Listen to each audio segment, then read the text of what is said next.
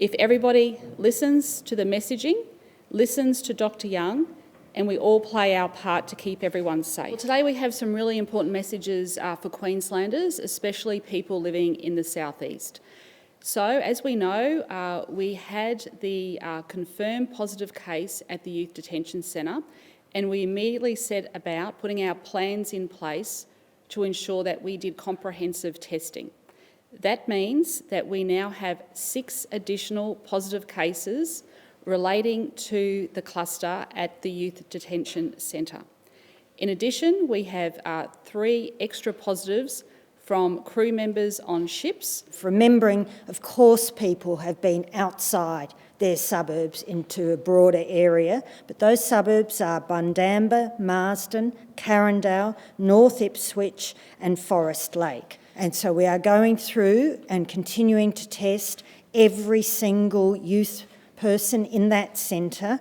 None of them have come back positive, but we are still awaiting a few results. And we are going through and gradually testing the more than 500 workers who work in that centre. Not every day, of course, so we're just working through the different days, but in the end we will test every single worker who works or has any involvement in that centre. Effective immediately, gatherings in your home will be reduced to 10 people.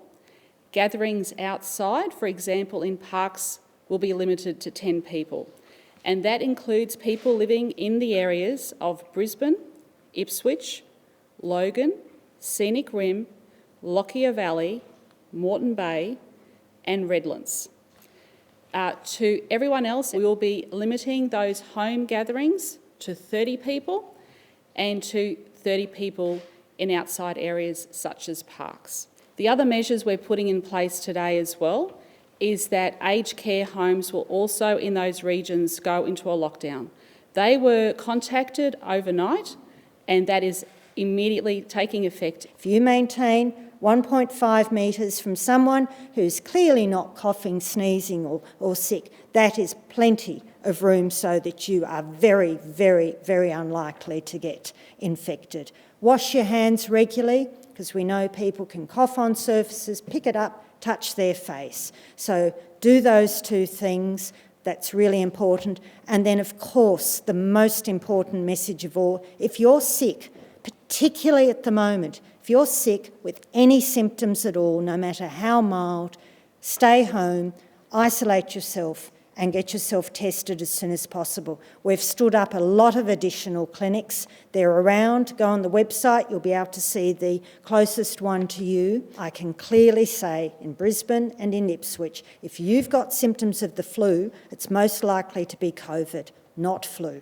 We tested 9,447 people in the last 24-hour period, but we need to test more over this weekend. So anyone in the greater Brisbane and Ipswich areas with any symptoms at all are urged to attend one of the testing locations. There are literally dozens of testing locations. We urge anyone with any symptom to go and get tested. There will be, likely, more cases over the weekend.